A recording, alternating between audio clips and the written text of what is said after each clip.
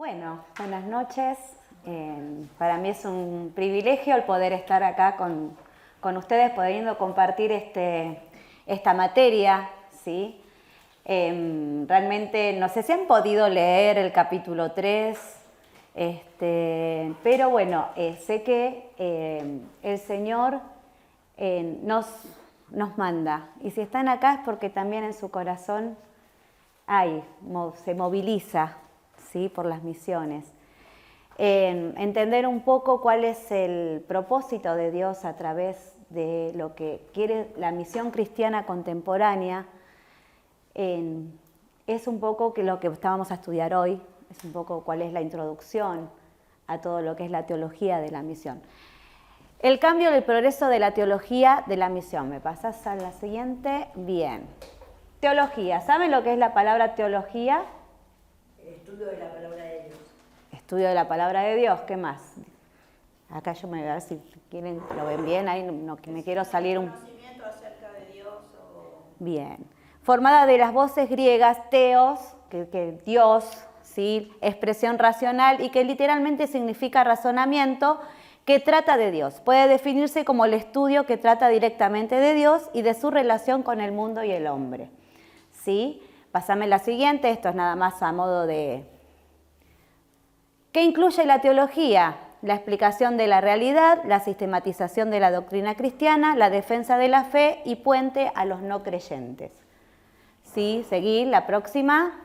El propósito principal de la teología es promover el crecimiento espiritual. ¿Sí? Nosotros tenemos que crecer espiritualmente. Y aprendiendo la palabra crecemos espiritualmente, de manera que la iglesia pueda participar. Hay una palabra clave ahí. De manera que la iglesia pueda participar con pericia y libertad en la Missio Dei, es decir, en la misión, en el proyecto de Dios para el mundo. Activamente, ¿no? Para poder alcanzar esta meta, la teología debe identificar las falsas doctrinas, denunciarlas y equipar a la iglesia para restaurar a las personas que han caído víctimas del error. Entonces, uno de los objetivos y propósitos de la teología es ¿no? El poder identificar lo que es falso. Por eso estamos acá también, ¿sí? Aprendiendo. Siguiente. La teología de la misión, que es lo que trabajamos hoy en el capítulo, ¿sí?, señala los conceptos teológicos acerca de los temas de la misión. Está considerada dentro de la misionología. ¿Y qué significa el término misionología? ¿Lo saben? ¿No lo saben? ¿Qué significa?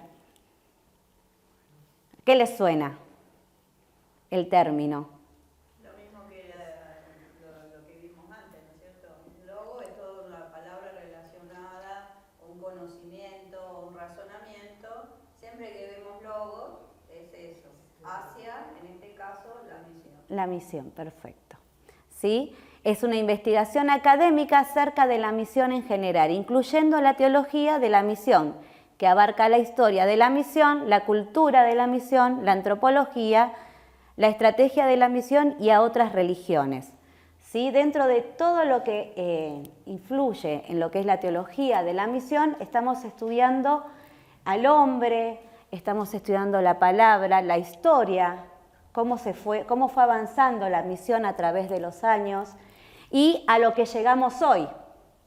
Por eso es contemporánea. ¿Está? La siguiente dice función de la teología. Y me gustó esta imagen para graficar lo que decía el libro. Dice, graficar un extenso mapa que muestra la dirección en la cual deben caminar y el límite que no debe abandonar ningún cristiano. ¿Cuál es nuestro límite? La palabra. ¿Sí? El límite que no debe abandonar ningún cristiano. ¿Sí? Porque podemos filosofar, acá podemos estar diciendo muchas cosas, pero tenemos también un límite que es la palabra de Dios. ¿Sí? Por eso estar direccionados, este es el objetivo en este capítulo. La teología lo que quiere es esto, que nosotros estemos direccionados. Pero hay un límite. ¿Qué cosa? La palabra. Bueno, y daba este ejemplo.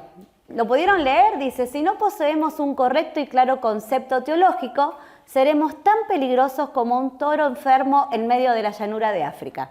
Aunque por sí solo siente que está corriendo a toda velocidad, en realidad está girando en su propio lugar hasta terminar siendo la comida de un león. Sinceramente había encontrado un león comiéndose al toro, ¿no?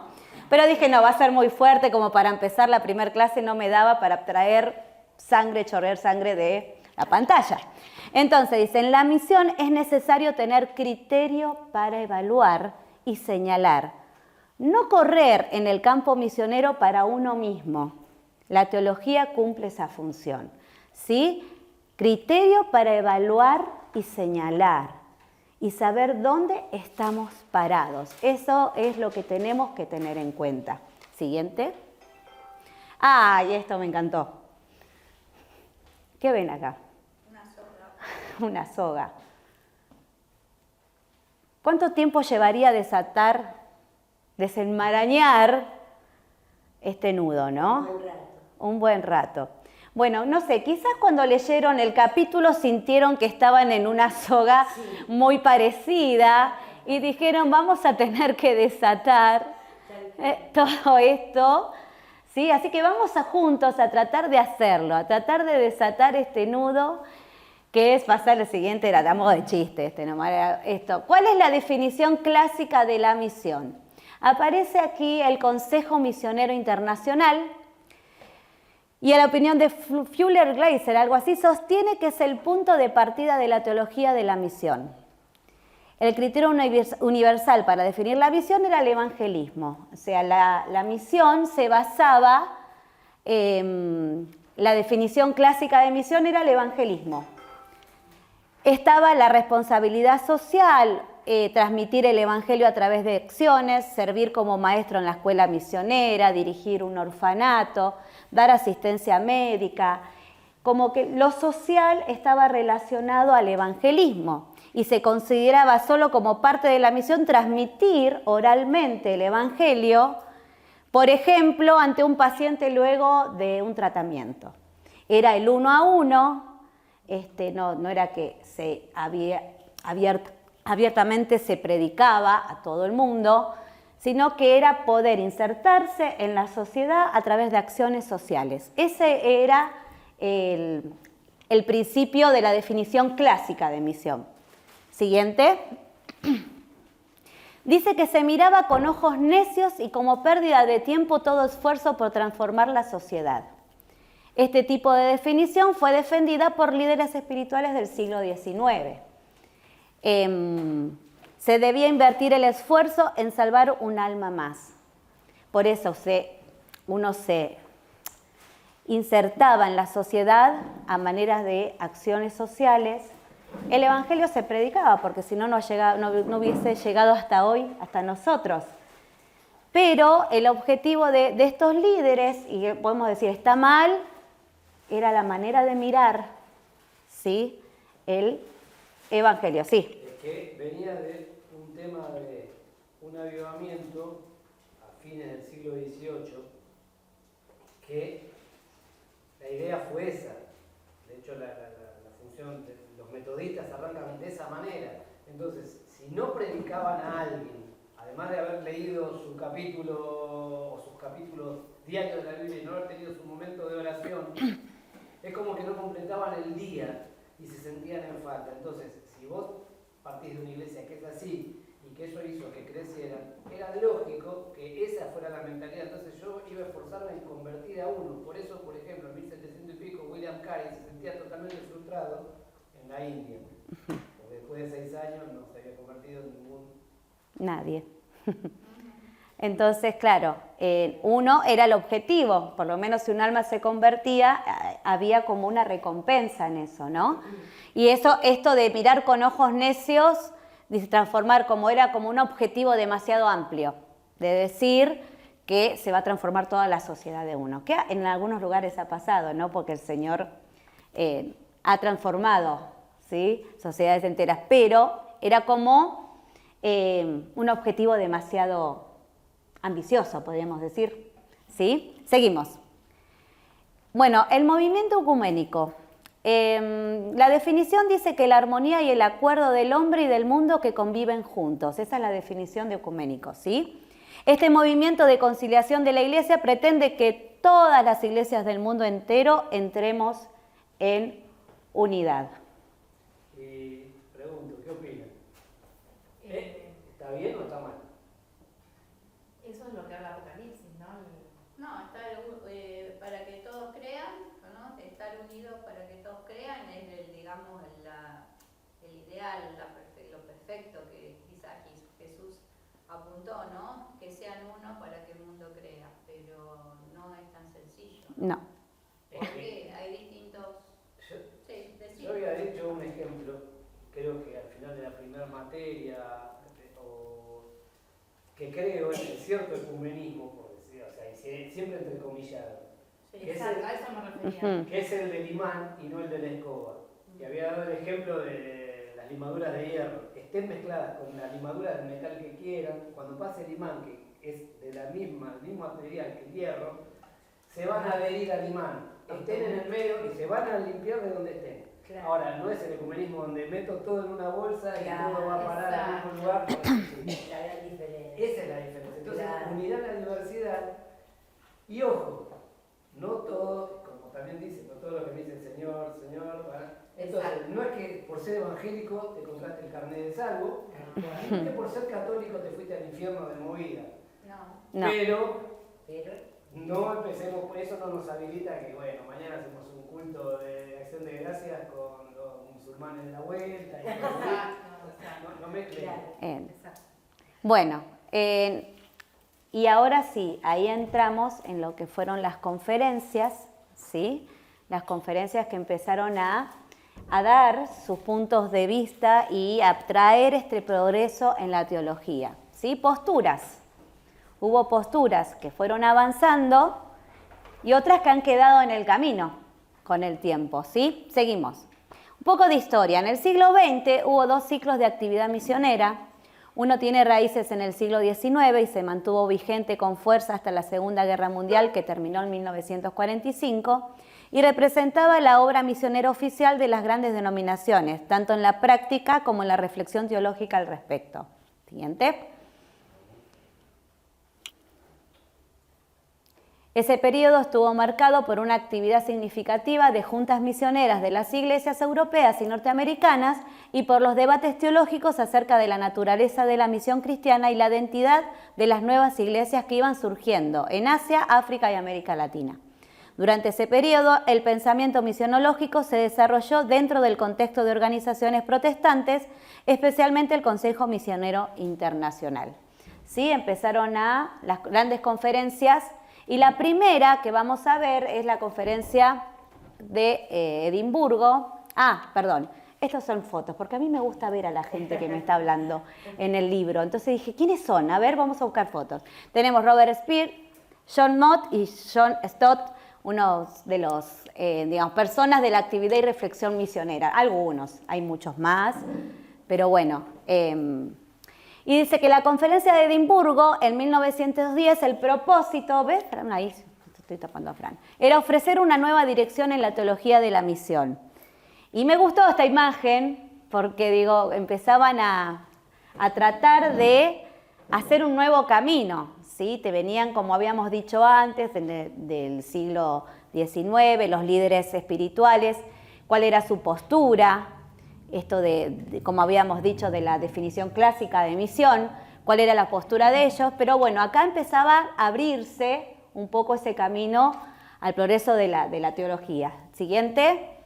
Al morir Moody, como el plano de la teología fue presentado, el liberalismo y esa influencia se sentía en las iglesias. El evangelio social tenía un peso significativo y la autoridad de la Biblia estaba reduciéndose. Esto traten de enfocarnos en el momento histórico, es el salto del siglo XIX al siglo XX, donde el mundo empezó a achicarse. ¿Qué es esto? Las comunicaciones empezaron a crecer. En todo sentido, hay un salto tecnológico que después se dispara. Después de las 2 guerras, y después no tiene forma de pararse después de la década del 70-80. Ahí el mundo empieza a ser distinto, no era que las noticias llegaban tan tarde. Entonces, ya no empieza a ser mi enfoque, empiezo a ver otras cosas Y la Iglesia no escapa a eso. Entonces, en eso, la teología un poco más liberal empieza a cuestionar, porque ¿qué pasa? Empieza también a tener más auge cierto racionalismo dentro de los ámbitos académicos. Tengan en cuenta que es el momento de Freud, el momento donde empiezan a resonar todas las cosas que Marx escribe unos años antes. Hay muchas cosas, ¿no? Y todo ese tipo de cosas van impactando, porque la teología no deja de ser una herramienta de filosofía. O sea, estaba como cuestionándose la autoridad de la Biblia, ¿no? Entonces se ponía la autoridad de la fe del cristianismo, la autoridad de Cristo, entonces había una imparcialidad, digamos, es como que no había ni fu ni fa, una inclinación así a media, imparcialidad en el plano teológico. Pásame a la siguiente. Perdón que acá acelero porque es mucho material. Dice, para acelerar la evangelización del mundo, todas las iglesias deben unirse y reunir fuerzas para esta causa. La Conferencia de Edimburgo se muestra como un movimiento que abraza las diversas corrientes teológicas. Johnston califica que esta conferencia fue la oportunidad de que la misión se abriera a la teología del proceso y al sincretismo, ¿no? Ojo, hubo un movimiento después de Edimburgo que estuvo buenísimo, pero en la práctica crearon una nueva denominación que en realidad fue una especie de fracaso. ¿Por qué? Porque hubo 3 denominaciones muy fuertes que sintieron tal impulso a decir vamos a juntarnos para hacer la obra misionera, que mandaron sus obreros. Entonces unos influenciaron desde los edificios, otros influenciaron desde la manera y la forma y otros desde la doctrina, pero cuando llegaron a la conferencia y los efluvios y la efervescencia de la conferencia de Edimburgo se diluyeron, los misioneros quedaron en el campo y tuvieron que acomodarse como pudieron. Y crearon una denominación que acá en la Argentina tuvo impacto y durante la primera mitad del siglo XX fue una iglesia muy próspera, que fue la Unión Evangélica. Entonces, la denominación por esa razón. Se juntó la iglesia bautista, los hermanos libres y los metodistas en un esfuerzo que no se había visto antes, pero después quedó una nueva denominación porque quedaron en alguna medida desprovisto porque se empezaron a retirar. Se quedó muy atrás la Unión Evangélica. Eso es por un tema de desarrollo de la iglesia, pero en realidad fue eso, surge de este movimiento. Acá hay una foto, no sé si la llegan a ver bien, pero había mucha gente, ¿no? Pasamos a la siguiente. Johnston sostiene que después de Edimburgo ha caído la proclamación del Evangelio, pero no la califica de antievangélica, ¿sí? El Consejo Misionero Internacional tomó un rol decisivo en la formación de la teología de la misión. Eran posturas, como lo dije antes, son posturas que van tomando las diferentes conferencias. Seguimos. El Consejo Misionero Internacional se realizó la conferencia abierta en Jerusalén y en Madras. Se había debilitado el concepto clásico de la proclamación del Evangelio y esa conferencia de Jerusalén recibe la influencia de dos movimientos o reunión de vida y ministerio de Estocolmo. Seguime. Esto es un poco de historia, ¿sí? No quiero andar en estos detalles, dice Walter, a ver si lo digo bien, Rauschenbusch, algo así. Propone un nuevo evangelismo holístico, cuyo énfasis estaba en el aspecto social, a diferencia del viejo evangelio que exalta a los hombres y critica que es insuficiente en conformar como un verdadero hombre. En Madras, 1938, se busca una combinación del nuevo evangelismo y el evangelismo social, ¿sí? Era el viejo evangelismo, lo que habíamos hablado antes, de esto de ir a la definición, claro, clásica, lo que dijimos, que era salvar un alma, a involucrarse más en lo social. En la reunión de Oxford sostiene una postura donde la herramienta para la propagación del Evangelio, la Iglesia debe enfocar su punto de vista en el arrepentimiento y en la conversión personal. Define que la propagación del Evangelio soluciona el problema del pecado personal y además el problema esencial de la maldad en lo social. Y aparece Mott, acá John Mott, la propagación del Evangelio integral, propuso el evangelismo ampliado, que enfatiza un poco más el aspecto del Evangelio, ¿no? La próxima. Esto es un apartado que yo tomé de Mott, que ¿a qué se refiere con esto del evangelismo ampliado? En primer lugar, ¿qué significa la evangelización del mundo en esta generación? Significa dar a cada persona una oportunidad adecuada de conocer a Jesucristo como Salvador y Señor personal. No significa convertir a cada persona en el mundo en esta generación. Nuestra parte como cristiano consiste en llevar el Evangelio para hacer relevante a los hombres que no hayan sido salvos. El Espíritu de Dios es el único capaz de convertirlos. ¿Sí? De no perder ese enfoque, que no somos nosotros. Nosotros somos quienes llevamos el Evangelio, exactamente. La herramienta que el Señor usa, pero es el Espíritu Santo, ¿sí? Que convierte. A veces yo recuerdo hace muchos años, ¿no? En la iglesia donde estaba antes, que el tema era, tenés que bautizarte. ¿Por qué? Porque sí. Y quizás no había entendido nada. Y quizás no sabía ni dónde estaba, pero tenés que bautizarte. Porque sí, porque la Biblia está bien, hay un mandato, hay una doctrina, hay algo, una fe, un bautismo. Pero, ¿qué estoy haciendo? ¿Qué estoy haciendo? Si no podemos convertir a la gente nosotros.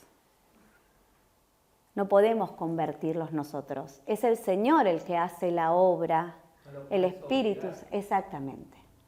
Es como en el catolicismo que al bebé se lo bautiza y él no sabe nada. Exactamente, bueno, pero es parte de lo que es la religión, ¿no? Pero Ponías un pecador seco y lo sacaban. exacto. Y bueno, y tantas otras cosas que también, si uno se pone a pensar, se agarra la cabeza y decir, ¿cómo es posible que se hiciera esto, pero se hacía? Entonces, en cuanto, por ejemplo, a la vestimenta, cuando aceptar, bueno, ya tenés que venir el domingo con pollera, porque si no... Eso, el concepto, cuando yo digo, cuando vamos a hacer misiones no tenemos que llevar la mochila con nuestro tacho de basura, es eso. ¿Por qué? Porque yo voy a otra cultura y tengo que empezar a sondear cuál es la cultura donde me estoy moviendo, porque lo que para mí está bien puede no estar bien para el otro y no tiene nada que ver con el Evangelio ni con la obra de Dios en la persona. Después esa persona va a ir cambiando cosas que evidentemente estén reñidas con lo que Dios dice, pero yo no voy a ser el que haga ese cambio. Ninguno de nosotros nacimos salvos y impolutos y recontra cristianos. Así que acordémonos también de dónde venimos y eso nos va a ayudar a ver cómo presentamos. Bien, seguimos, vamos. La misión de Dios, conferencia de Wilhelm, señala que el sujeto de la misión no es la iglesia, sino Dios mismo. Dios es un Dios enviador, el mundo es el contenido del envío, acción objetivo de Dios. La iglesia es la institución que sirve o apoya al Dios enviador. Con esta postura la iglesia pierde el rol tradicional, esto lo había hablado Julio también en la primera clase, ¿no? Acerca de Dios, es Dios quien envía, es Dios es el que está delante también, ¿no? Pasamos a la siguiente. La conferencia de Uppsala, son muchos lugares en donde se ha trabajado el tema de la teología, ¿no? Tratar sobre una clara diferencia entre el evangelio de la conversión personal y el evangelio de la responsabilidad social. El concepto clásico, ¿cuál era? Dios, iglesia, mundo, ¿sí? Dios actúa en el mundo por medio de la iglesia y que Dios toma su relación con el mundo a través de la iglesia. Ese era el concepto básico. Pasame a la siguiente. El informe del Consejo Misionero Internacional dice que cambia ahora esa estructura y dice Dios, mundo, iglesia. Cambia ese orden. Entonces la relación principal de Dios es con el mundo, no con la iglesia. Esto es lo que dice este informe, ¿no? La iglesia participa como colaboradora de la obra. Dios actúa directamente en este mundo. La iglesia debía ser mirada como una parte del mundo y en este concepto la teología eclesiástica debía comenzar de nuevo. Es como que cambiaba ese orden de poner al mundo detrás de Dios, ¿sí? Y a la iglesia es como que le quita el protagonismo. Pásame la siguiente. Y acá aparece una definición, no sé si la pudieron leer, la definición de shalom, ¿no? Que en el Antiguo Testamento dice que se ha utilizado con un sentido social y político. Israel necesitaba el shalom del éxodo, que era la paz, de la salida. aquellos que están sumergidos en la conciencia del pecado, el shalom del perdón de pecados. El shalom de los hambrientos, ¿qué sería? El pan. Y el de los enfermos, el shalom sería la sanidad. Y en el Nuevo Testamento está el shalom que emplearon Jesús y sus discípulos, que demuestran que ha sido utilizada con un sentido espiritual para la paz con Dios. ¿Sí? Ahí entra como una nueva mirada a través del Señor, el sentido de que nosotros podamos tener paz con Dios. El Señor declaró cuando vino al mundo: el Espíritu del Señor está sobre mí, me ha enviado a los pobres, a los quebrantados, a los oprimidos, a darles ¿qué?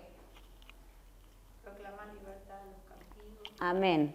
¿Sí? Y entonces, ¿esto qué es? ¿Qué shalom es el que el Señor está dando?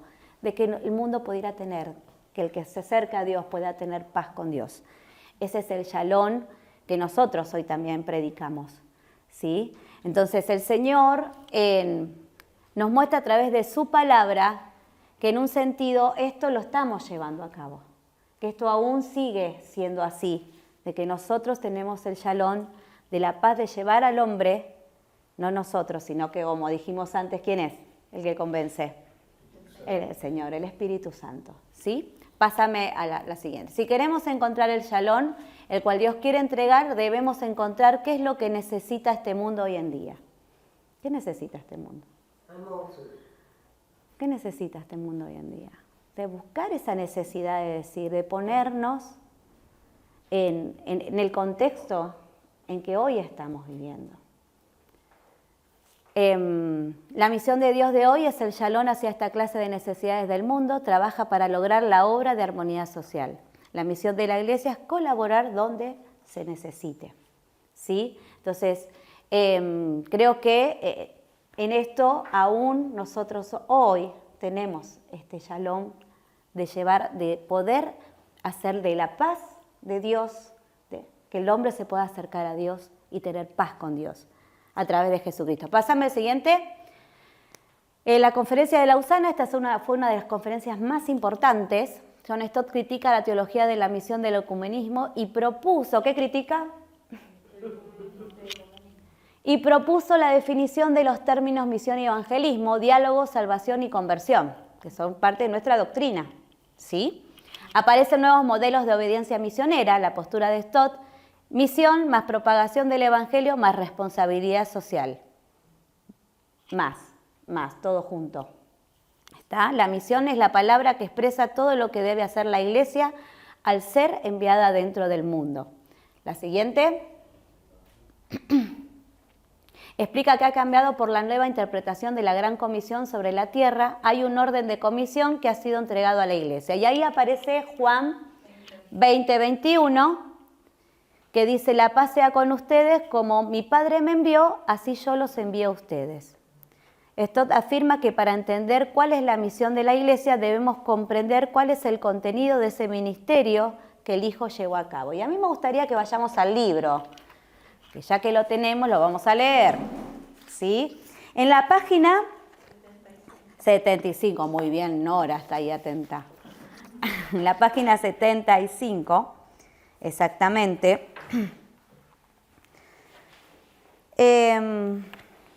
arranca también. Habla del método de la interpretación. Exactamente. Juan 20:21. Voy a leer la segunda parte, donde dice el segundo problema. ¿Sí? Dice, el segundo problema al observar el versículo 21, ¿lo encontraron?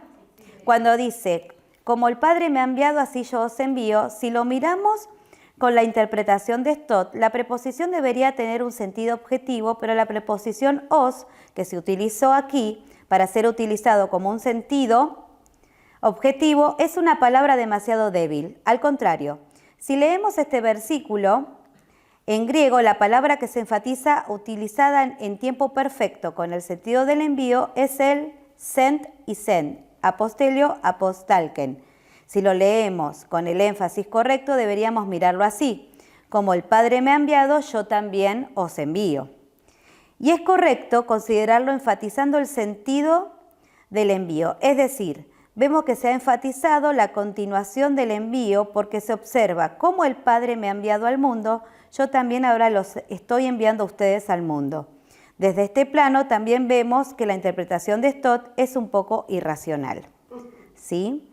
Entonces, a pesar de ello, ¿cuál es la causa de apoyo en la definición de Stott, que parte de la interpretación de la Gran Comisión a la Tierra? La pregunta que quiero proponer es, ¿por qué sí o sí debo buscar el contenido de la comisión de Jesús, que la comisión de Jesús da a los discípulos y a la Iglesia en los 5 versículos limitados en la Gran Comisión sobre la Tierra, ¿sí? Entonces, como yo los envío, así como el Padre me envió a mí, dice Jesús, yo los envío. Por eso no solamente está en la palabra del Señor en Mateo 28, sino que este versículo abre que somos enviados. Somos enviados. No podemos dejar de escuchar lo que el Señor está haciendo, diciendo a través de esta palabra. En la página, a ver, déjenme decir. Sí, bueno, más adelante, no sé, ahora yo me perdí con el... acá, sí, en la página 77.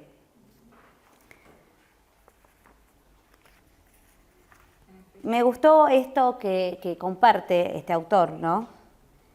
Que dice que cuando en la página 77, en el segundo párrafo, dice que cuando la Iglesia envía un misionero a un país anticristiano para las acciones misioneras, se expone el planteo de si la definición de la misión que le otorga a este misionero es igual al sentido de misión como deber de la Iglesia.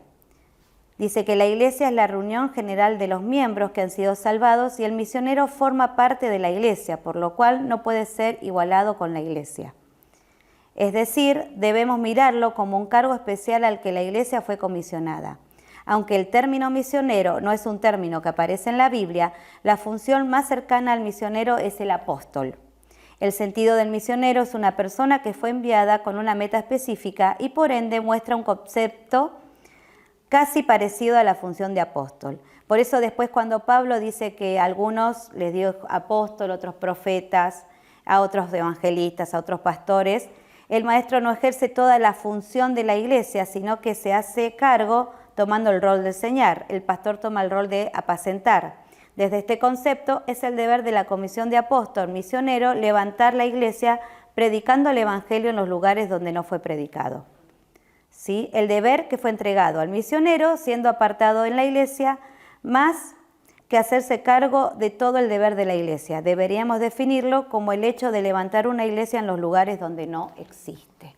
¿Sí? Ese sería como el rol. Pero, o sea, lo como que intenta también decir, como el que decía de John Stott, que era irracional, como que trataba de apartarlo, pero no. Como iglesia somos enviados, ¿quiénes? ¿Nada más los misioneros? Todos nosotros. Todos. ¿Sí?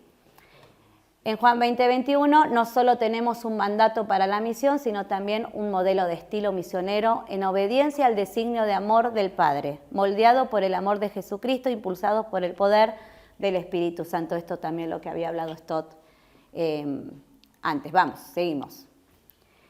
El sentido del misionero es una persona que fue enviada con una meta específica y muestra un concepto casi parecido a la función del apóstol, lo que leíamos recién.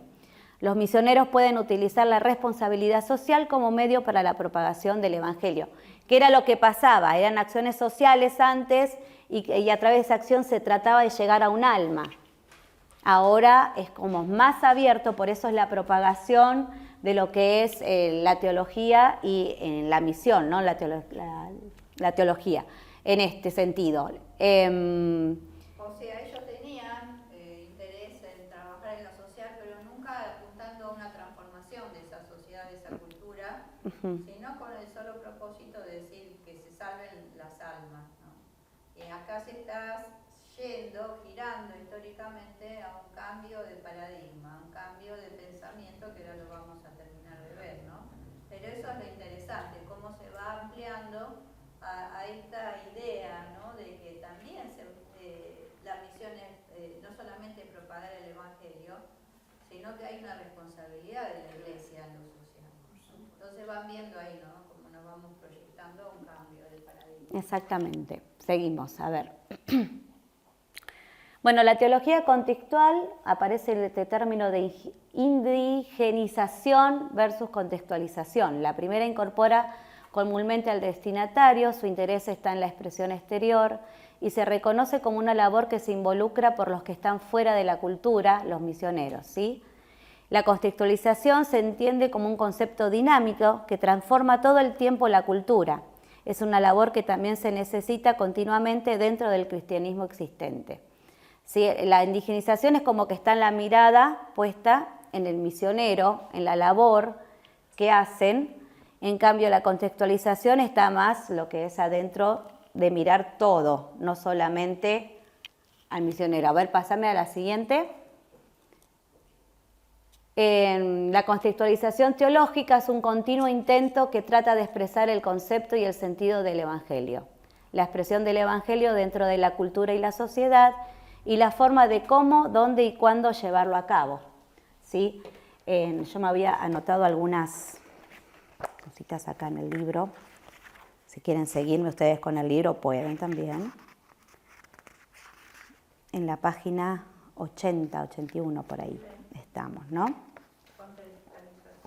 Sí. La expresión del Evangelio dentro de la cultura, ¿sí? Cómo, dónde y cuándo llevarlo a cabo. Esto es el tema de la contextualización teológica. Dice que lleva 4 puntos. Pásame al siguiente, a ver si lo podemos poner.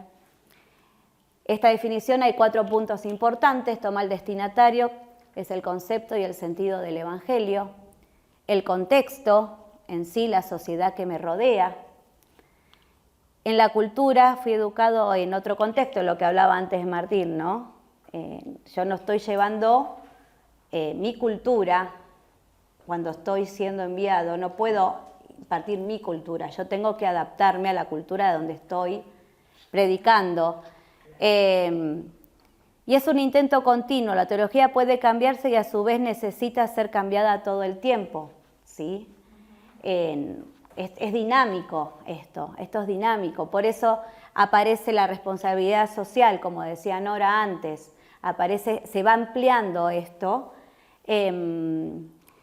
Por ejemplo, Hudson Taylor, él fue a China, su llamado a China,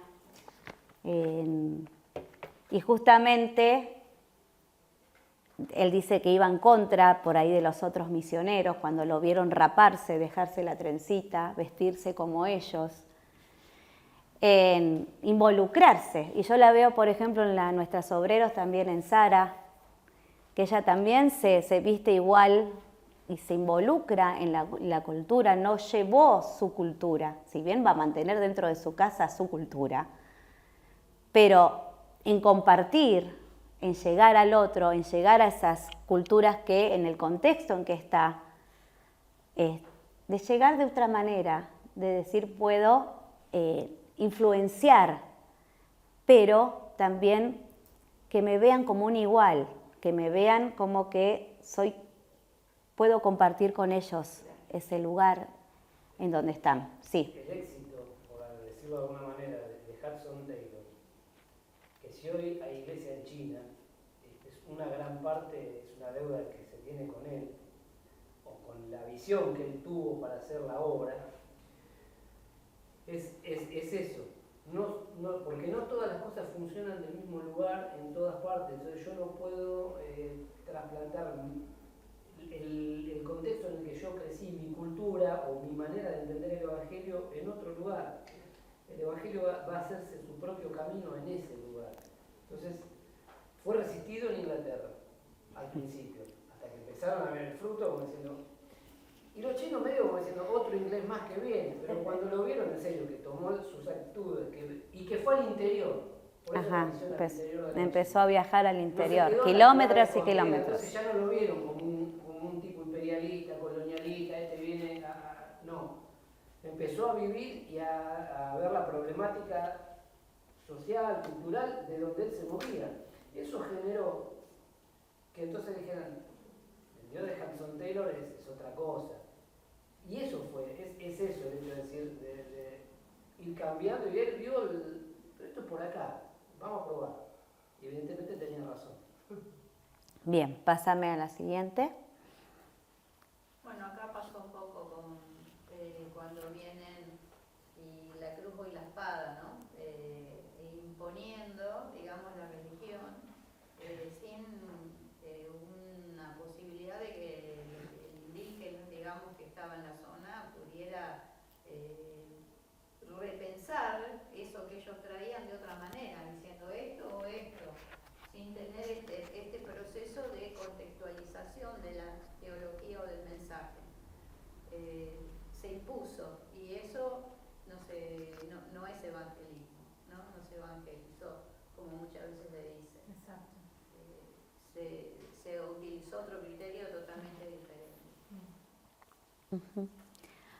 Bueno, teología sistemática, filosófica y política. La teología sistemática lo que trata son los problemas dogmáticos, la doctrina de Dios, del hombre, de Cristo, de la salvación, de la Iglesia y de la escatología, ¿sí? Que son estos los eventos futuros, ¿no? Entonces, se trata de poder centrar los problemas que puedan aparecer en la doctrina. Es lo que primero pensamos cuando hablan de teología, ya nos imaginamos el libro de Berkhoff o el libro de Halley y empezamos a mirar por esos lados y es lo que nosotros entendemos, lo que habitualmente charlamos, a veces desde medio charla de café, pero hablamos de ese tipo de eso, es la teología sistemática, ¿no? Y bueno, más habitual para nosotros. Exacto, la filosófica tiene que ver con esto, ¿por qué estamos? ¿Para qué? Interpretan la fe del cristianismo en el mundo, o sea, no dejamos también a veces de filosofar un poco, no centramos nuestra vida en la filosofía, pero sí tenemos estos cuestionamientos filosóficos, ¿no? Entonces, ¿qué lo podemos nosotros, cómo lo interpretamos? ¿A través de qué? De poder interpretar, porque el mundo pregunta, ¿sí? Siempre con la base bíblica, ¿no? Exactamente, tenemos la palabra, como dijimos antes, nuestra dirección y nuestro límite, exactamente. En el aire, si nos filosofamos con una base. Exactamente, tenemos la palabra que nos pone los pies sobre la palabra, no sobre la tierra porque vamos a filosofar más. ¿Sí? No, sobre la palabra, nosotros tenemos que tener nuestro fundamento, sigue siendo la palabra. Teología política, su prioridad es el deber ético que otorga influencia de cambio, ¿sí?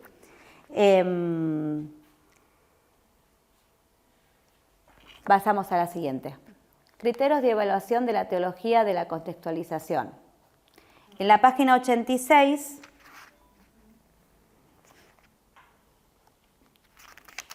si los quieren buscar,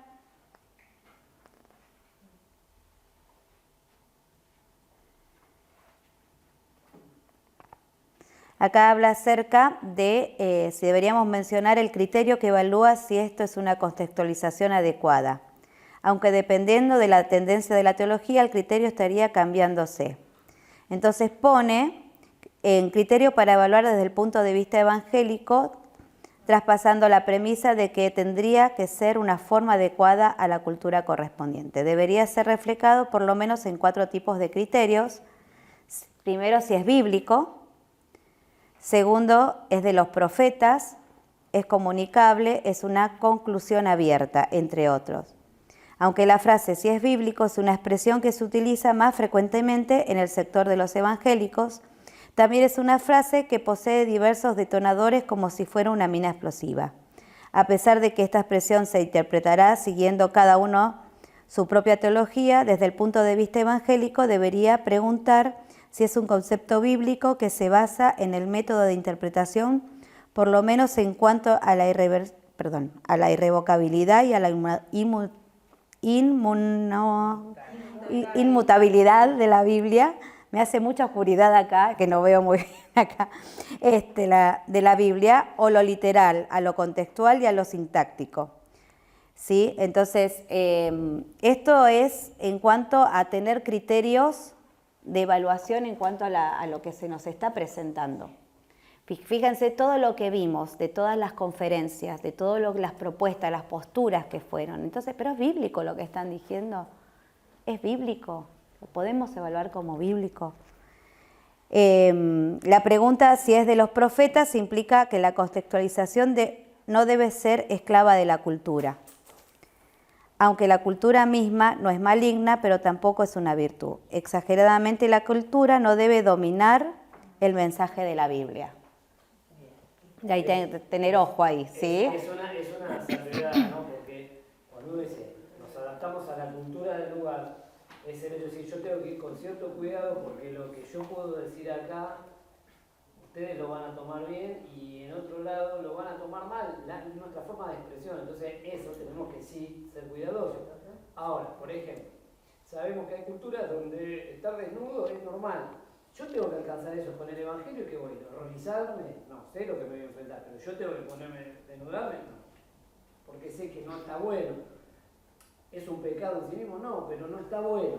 Entonces, ahí yo puedo, aunque haya un pequeño choque cultural, no empezar a juzgar, pero ver la manera de ir explicando y mostrando. Adaptarme a la cultura, es decir, por ejemplo, el ejemplo más práctico de esto lo vi en un libro de misiones bastante viejo que se llama Hijo de Paz.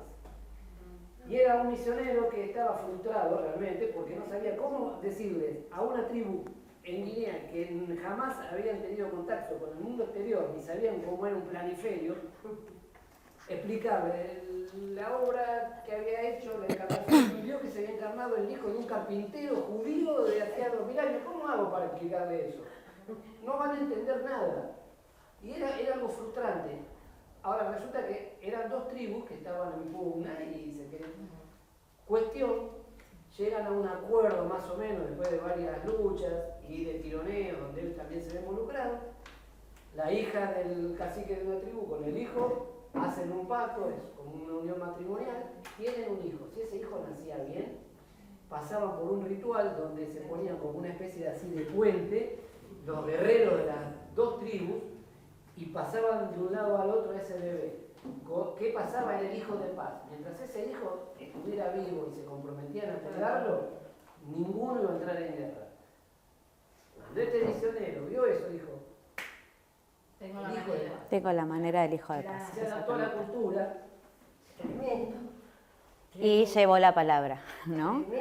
Entonces, esto de la cultura es donde tenemos que tener cuidado, ¿no? Porque por ahí, por alcanzar, ahí estamos metiendo la pata y nos estamos yendo de la palabra. Entonces, el límite... Está pasando con los catuquinos, Ajá. de que son las que no conocen, ¿no? Están, unos misioneros nuestros están trabajando en el Amazonas con esta Tribu. etnia. Sí. Pero ¿qué pasa? Todos los movimientos pro indígenas están en contra de que ellos hagan esta tarea, porque culturalmente ahora se está viendo mal que se les cambie su forma de pensamiento y no aceptan. Exactamente. Ahora nosotros como hijos de Dios y con esta misión, ¿qué hacemos? Tenemos que responder a los antropólogos, a los estudiosos que dicen que no se puede llevar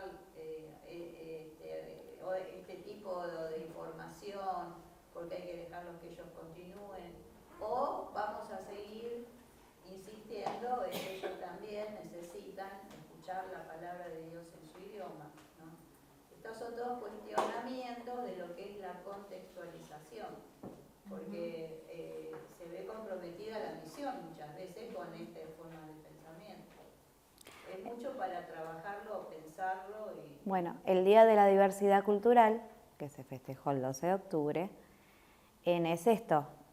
No puedo ir a cambiarle su religión, como fue que, o sea, se lo acusa, ahora se lo saca del medio a Cristóbal Colón y a los conquistadores, ¿no?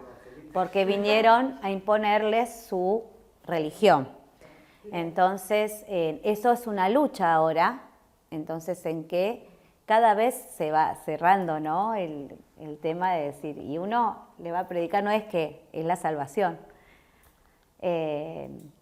Por eso digo que el Señor, en esos, por ejemplo, donde están Facu y Flor, y a través de, también se les ha cerrado puertas, porque están como muy cerrados las tribus, ¿no? Así que es todo un tema. Acá abajo, en la página 86, dice, es comunicable, como se trata de tomar cautela en el hecho de recibir la influencia exagerada de una cultura particular, deberá ser comunicable con otro sistema de teología de índole mundial. En un sistema de teología tan particular que no pueda comunicarse, tiene una posibilidad grande de que se haya cometido algún error. ¿Sí? Entonces, tiene que ser comunicable lo que nosotros estamos predicado. El sistema de la teología, de la contextualización, dice como en un trabajo continuo significa que su conclusión no debe ser totalmente completa. Y después, bueno, seguime. Conclusión. Después les queda la comprensión y acción de las otras religiones, que eso les va a quedar como una tarea para resumir, porque si no, no vamos a llegar.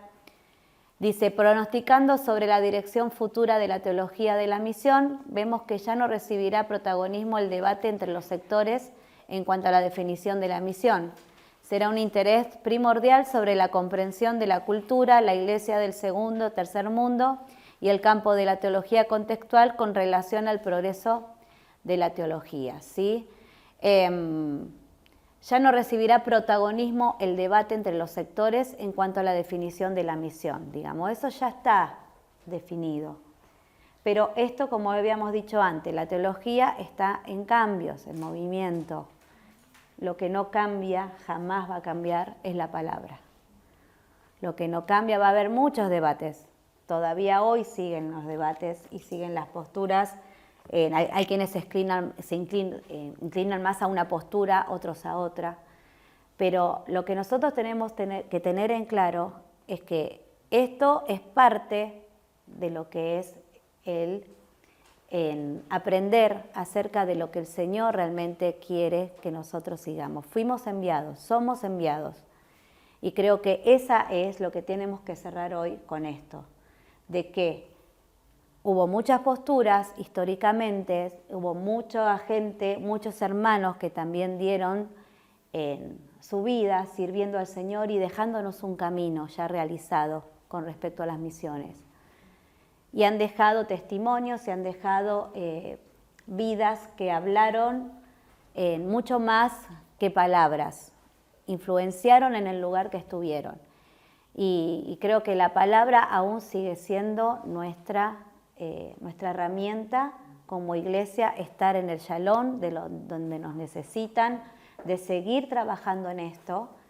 No sé si pudimos desenredar un poco el nudo, pero algo lo intentamos, ¿sí? Lo aflojamos un poquito. Sí, no sé si quedaba alguna más o me parece que esta era la última. Bien, entonces, no sé si quieren alguna pregunta, algo que quieran. ¿Ah? ¿Una más? Ah, acá. Dice, no olvidemos que la evangelización del mundo no es la iniciativa del hombre, sino la de Dios, ¿sí? La evangelización del mundo es esto, ¿no? Es la iniciativa de Dios. Y eso es lo que tiene que quedar en nuestras vidas. No, para la semana que viene. Ah, para la semana que viene, ¿qué? Es la historia de la misión. Yo les quiero proponer algo que busquen. No todos el mismo. Entonces uno, y levante la mano y ya lo dije, Hudson Taylor. Bueno, esto ya está ocupado. William Carey. Carey, ya está ocupado. Francisco Javier. Y con esto los maté, pero no importa. Bueno. Muy bien. ¿Spurgeon no está? Y voy a hacer Robert Moffat. Repetí el apellido, por favor. Robert Moffat, con doble F, Moffat. Y uno más. Una mujer no hay. Sí, hay muchas. Gladys Aylward. ¿Gladys cuál? Gladys Aylward. A-Y-L-D-A-R-D. Gladys Aylward. ¿Nora? ¿Ella no era médica?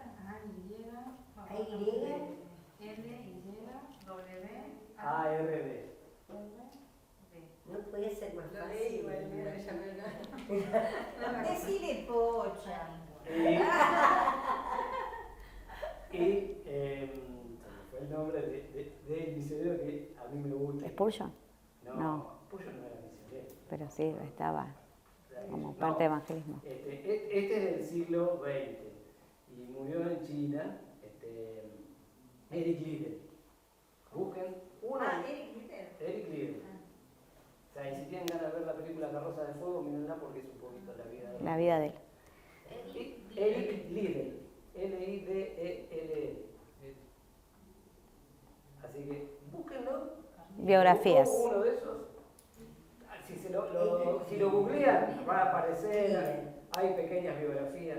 Profe, ¿es Eric? Eric Liddell. ¿Y qué hacemos? ¿Traemos? Traigan la información para compartir. Sí, googleenlo y búsquenlo, se pueden imprimir, si no lo copian. Son biografías breves. Lo de Francisco Javier, te digo, Antes de Francisco Javier. ¿Por qué? porque ¿Ese era venezolano? no, porque fue el segundo de Ignacio de Loyola. Es un monje. Claro, monje. Antes de Francisco Javier estaba un William que necesito la pesca. Karen. ¿Cómo es? Karen. Pero ese lo tengo yo. Ya lo tiene ocupado.